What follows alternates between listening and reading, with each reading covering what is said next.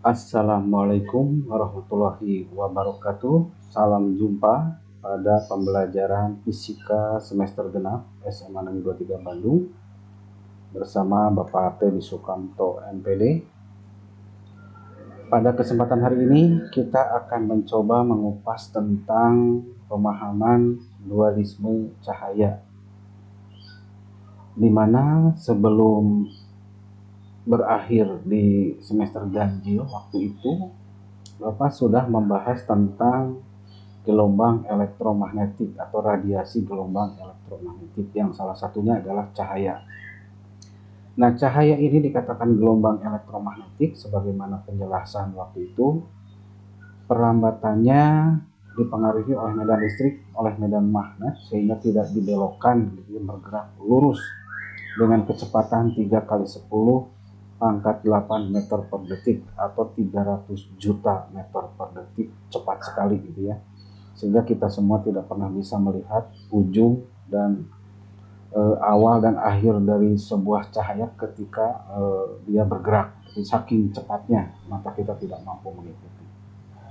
Nah, baik, untuk mengulas lebih jauh sebelumnya Bapak mengingatkan saja bahwa sekarang ini pandemi ternyata yang diharapkan segera berakhir nampaknya belum bisa beranjak dari kehidupan kita, bahkan semakin parah ya.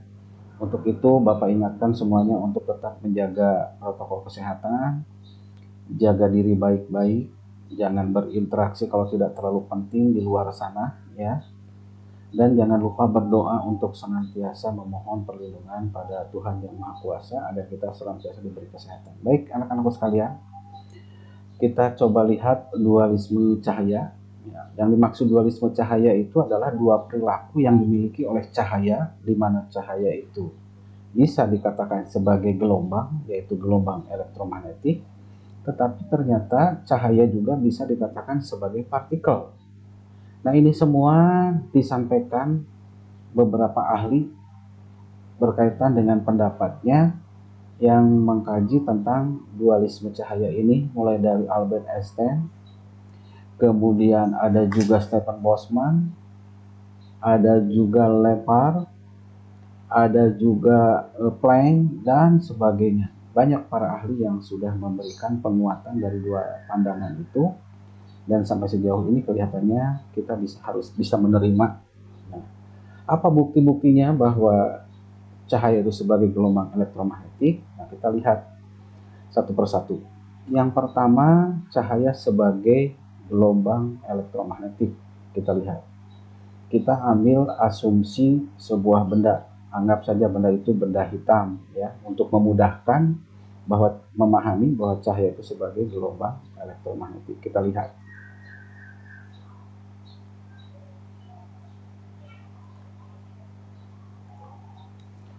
Nah, benda hitam ini bisa benda hitam ya, artinya benda hitam itu benda yang tidak memiliki warna. Sebetulnya hitam itu bukan warna, tapi karena sudah terlanjur dalam kehidupan sehari-hari bahwa hitam itu bagian dari warna, sebetulnya benda hitam itu karena tidak berwarna. Nah, kita lihat benda hitam dapat memancarkan radiasi di sini untuk mengkaji apakah benar bahwa cahaya itu sebagai gelombang elektromagnetik. Nah, sebelum lebih jauh kita lihat dulu apa itu benda hitam. Benda hitam adalah benda yang dengan sempurna menyerap seluruh energi yang diterimanya tanpa ada bagian yang dipantulkan. Nah, jadi apapun bendanya yang berwarna hitam itu sangat sempurna menyerap panas. Makanya kalau kita mengenakan pakaian berwarna hitam, terkena panas, terasa sangat panas karena itu cahaya diserap sepenuhnya oleh warna hitam tadi atau benda hitam tadi. Kemudian yang berikut, keberadaan benda hitam sangat penting untuk memahami mengenai radiasi termal dan radiasi elektromagnetik suatu benda. Nah, ini maksudnya bahwa kita akan mencoba memahami bahwa cahaya sebagai gelombang elektromagnetik dilihat dari pancaran berdasarkan panas gitu ya, berdasarkan panas dan rambatan dari gelombang elektromagnetik yang dimiliki oleh cahaya. Kemudian juga benda hitam yang dikatakan sempurna atau hitam legam Ini dapat digunakan sebagai pembanding radiasi benda yang lain. Maksudnya, benda hitam nanti bisa dibandingkan dengan benda-benda yang tidak berwarna hitam, apakah memiliki kemampuan memancarkan radiasi gelombang elektromagnetiknya sama atau tidak, gitu ya. Maka rujukan yang paling mudah menggunakan benda hitam sempurna. Yang berikutnya, energi yang terserap akan memanas. Nah, jadi kalau benda hitam itu menyerap energi, kemudian akan terjadi proses pemanasan di sana sehingga memancarkan radiasi. Nah, radiasi ini biasa disebut dengan radiasi benda hitam. Nah, maksudnya kalau ada sebuah benda hitam kemudian dipanaskan atau terkena panas, maka benda itu akan mengalami kenaikan suhu. Ya. Pada saat kenaikan suhu terjadi, benda itu akan mengalami radiasi atau memancarkan radiasi. Ya. Nah, radiasinya seperti apa nanti kita akan lihat ya. Sebelum kita lihat dulu ini. Selanjutnya, semakin besar intensitas atau panas yang diberikan kepada benda itu, maka benda itu akan semakin terang memancarkan radiasi atau semakin kuat memancarkan radiasinya. Dengan besarnya energi sebesar E sigma T pangkat 4. Nah, E ini energi yang diserapnya ya, dan E itu menunjukkan warnanya, hitamnya seperti apa, apakah hitam legam atau mungkin warna lain selain hitam legam. Nah, yang sempurna itu E-nya sama dengan 1 kalau hitam sempurna. Nah, sigma ini sebagai tetapan Stefan Boltzmann dengan nilai nanti akan Bapak jelaskan ya. Kemudian T adalah suhu atau kenaikan suhunya nanti ya yang terjadi ketika benda hitam itu diberikan panas dan dipangkatkan 4. Nah, kondisi benda hitam ini dengan kemampuan menyerap panas yang sangat luar biasa ini, kita bisa lihat dalam kehidupan sehari-hari bagaimana pemanfaatan benda hitam untuk menyerap energi sebanyak-banyaknya yang nantinya energi itu digunakan untuk kebutuhan kehidupan sehari-hari dalam bentuk energi listrik atau dirubah ke dalam energi listrik seperti ini. Nah ini pembangkit listrik tenaga matahari, di mana panas matahari inilah yang nanti akan memproses dirubah oleh sel-sel ini menjadi tenaga listrik dengan proses yang sudah diatur sedemikian rupa.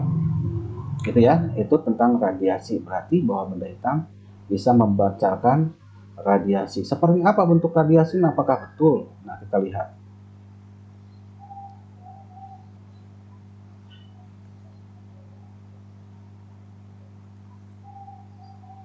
Nah, ini yang tadi Bapak katakan, ini ada sebuah benda berwarna hitam legam gitu ya. Anggap saja ini logam atau apa saja, silakan. Nah, kemudian benda hitam ini diberikan panas gitu ya. Nah, dipanaskan atau diberikan panas dengan suhu tertentu, maka akan terjadi perubahan warna di sana. Lihat, perhatikan dari gambar ya. Yang paling ujung bawah itu adalah berwarna hitam, sementara ujung yang lainnya berwarna putih. Itu akibat panas yang lebih tinggi dibandingkan yang warna hitam. Nah, yang menarik di sini warnanya berbeda-beda ya. Ada yang merah, ada yang kuning, putih, dan seterusnya. Nah, ini sebagai bentuk radiasi yang dipancarkan oleh benda hitam ketika diberikan panas. Terlihat warna-warna tadi adalah warna dari cahaya yang sampai ke mata, sehingga kita tahu bahwa itu warnanya ada yang merah, kuning, putih, dan seterusnya. Nah, sekarang kita lihat seperti apa sih proses yang terjadi kok bisa berwarna-warni. Nah, kita lihat.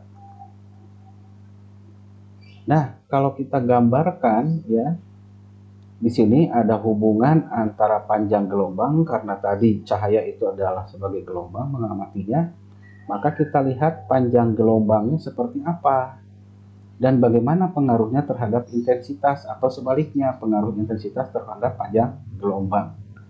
Nah, ternyata dari benda hitam tadi ini ya, nah ini benda hitam ini ketika dipanaskan dari mulai suhu yang terendah sampai akhirnya ditingkatkan ini sampai setinggi-tingginya, ternyata warna biru itu menunduki puncak paling atas ini.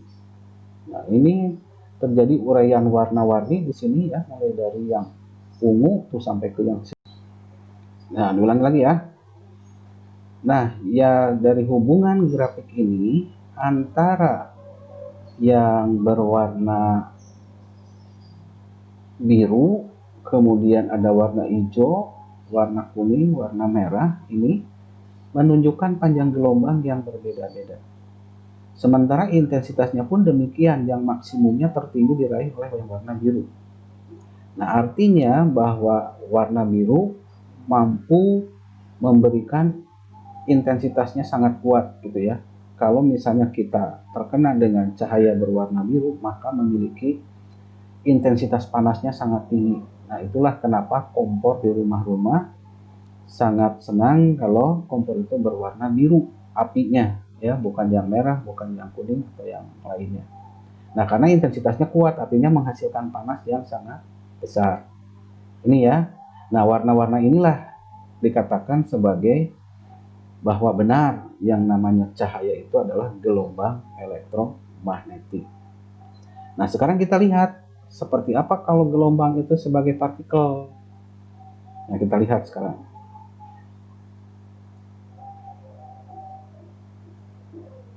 Nah, untuk mengetahui atau memastikan atau meyakini bahwa gelombang itu adalah bisa berperilaku juga sebagai partikel, kita bisa melihat percobaan yang namanya percobaan efek fotolistrik, ya.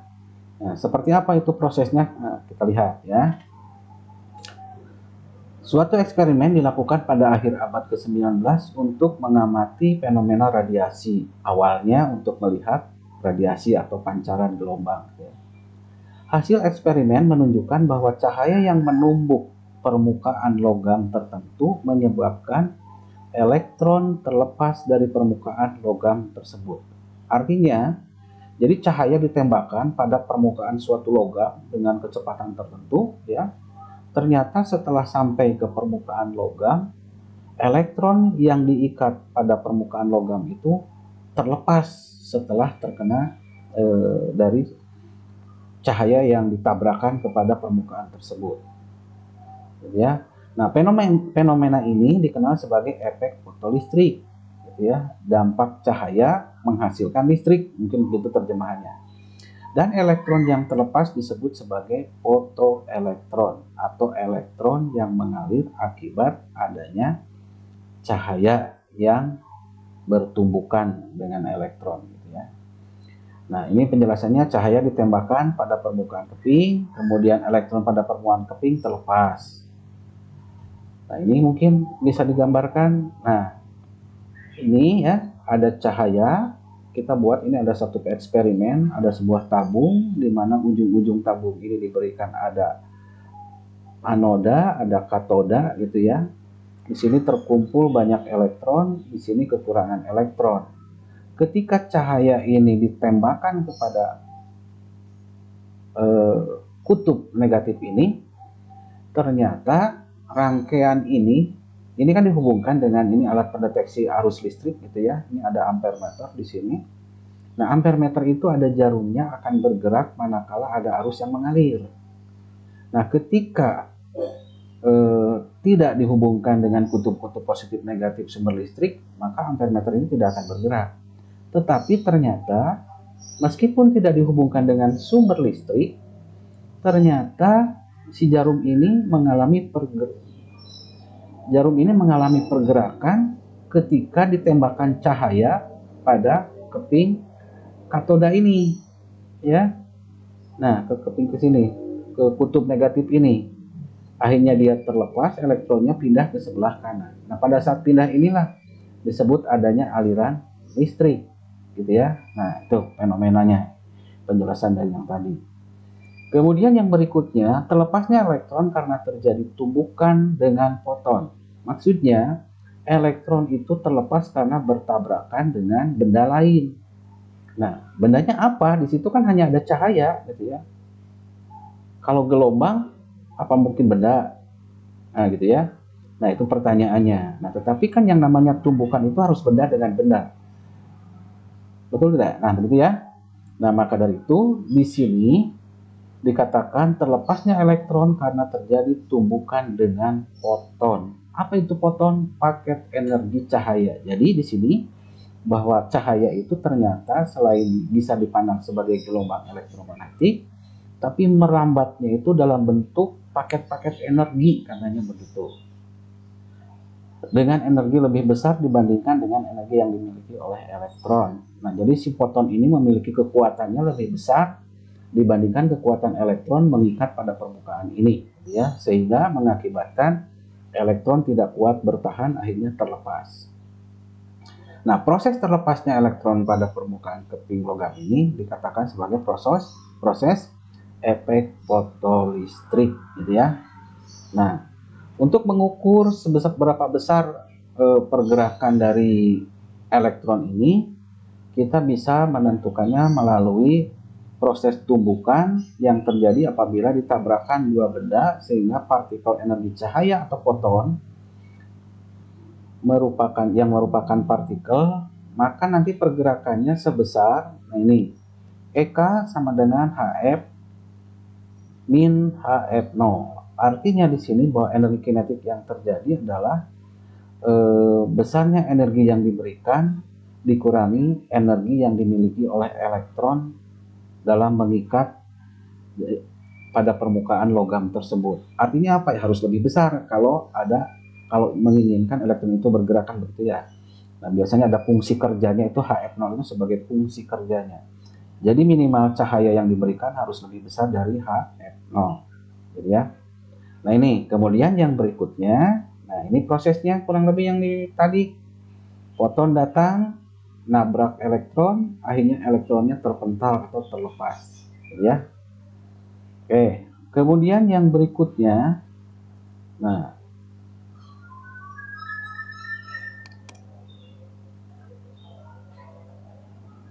yang berikutnya ada lagi percobaan yang disebut dengan efek Compton. Apa itu efek Compton?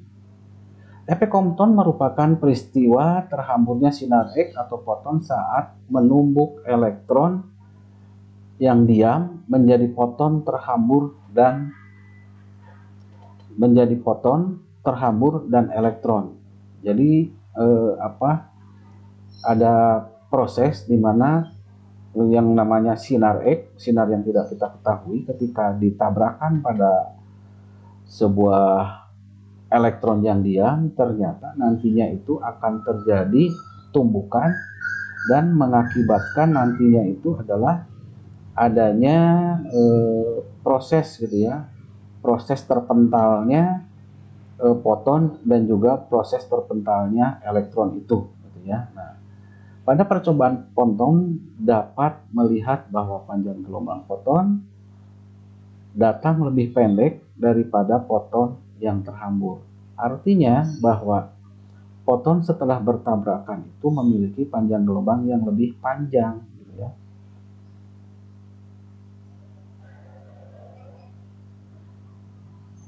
Kurang lebih seperti itu. Artinya apa? Bergeraknya lebih lambat karena energinya sudah diserap sebagian oleh elektron, kan begitu ya, sehingga elektron bisa bergerak karena mengambil energinya dari sinar X yang ditembakkan tadi. Jadi ketika sinar X ditembakkan itu ternyata ada dua kejadian, di mana satu, elektron terhambur, kemudian foton juga dihasilkan dalam bentuk gelombang elektromagnetik atau paket energi di sana. Nah, ini gambarannya kurang lebih ya. Ini sinar X mengenai ke sini, kemudian nanti akan terpental ke sini, ya. Sedangkan elektron terlembar ke sini membentuk sudut theta. Ya, tergantung kekuatannya seperti apa atau sinar datang, si foton ini datangnya seperti apa, ya. Nah, kejadian ini merupakan suatu keanehan di mana seharusnya panjang gelombang datang dan yang terhambur sama, tapi ternyata faktanya berbeda. Kenapa? Karena ada proses, ya. Ketika terjadi tumbukan, ada sebagian energi yang diambil oleh elektron untuk digunakan untuk bergerak. Nah, ini kurang lebih ya proses efek Compton ini ketika terjadi hamburan dari foton tadi bisa menghasilkan warna-warna yang indah seperti ini, ya. Karena ini kan tergantung dari tadi apa, panjang gelombang.